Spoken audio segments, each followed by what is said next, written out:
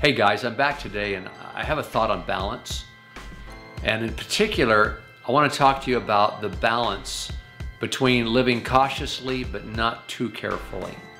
I think sometimes we can get into a rut. We start living too much in the box.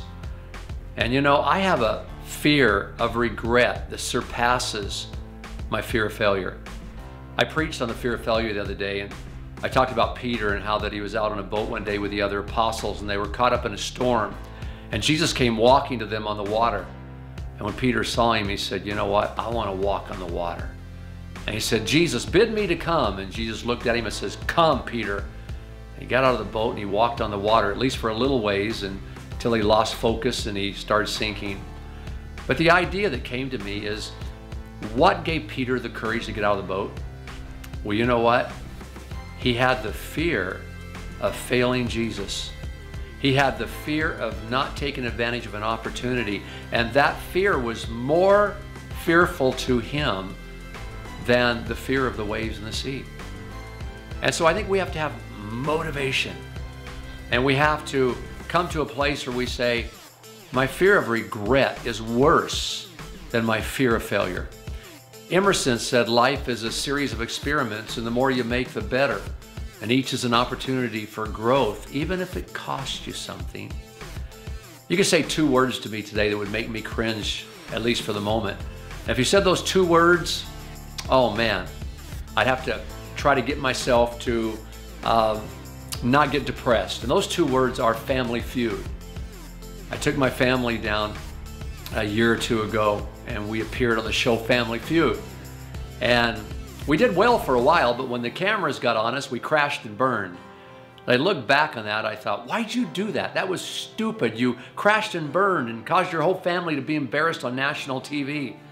But you know, at the time, my fear of not having more fun family times was greater than my fear of embarrassment on national TV. And so I went for it. My son-in-law and daughter were with me in New York about 5 years ago, and we were there and we had an appointment the next day to be in Michigan at a church. And we were in New York visiting, and we had to get our flight to get to Michigan on time for our appointment. And there was a huge snowstorm. In fact, it was so bad that people were sleeping on cots in the airport, and obviously right away we knew we were never going to make our plane and make our trip in time to be at Michigan to fulfill our appointment. And so I stood in that line that day and I looked at my son-in-law and my daughter and I said, you know, I have this radical idea. Let's rent a car and drive to Michigan. When I said that, many people in the line that heard me say that looked at me and they go, "You're crazy. You're going to drive to Michigan in this storm?" I said, "Why not? You only get to live once. Let's live dangerously." Well, again, we did that. We drove to Michigan. We had some problems along the way, but you know what? It was worth it because we look back and we laugh about it and we have memories. See, as a Christian, I have a safety net. Romans 8:28 says, "For my God causes all things to work together for good." All things. And so even if I fall or fail, if I look to God, He'll make something good out of it. Gang, I'm telling you, if you live without risk, you're going to live a mundane and boring lifestyle. Live with gusto. I heard someone say he died at 35 and they buried him at 65. Don't live that way. Find the balance between living cautiously but not too carefully. So what is it today that you need to step out of your box and do? Get on the edge out there. You have to make a few mistakes. You have to live edgy, okay? Or you're going to die of boredom.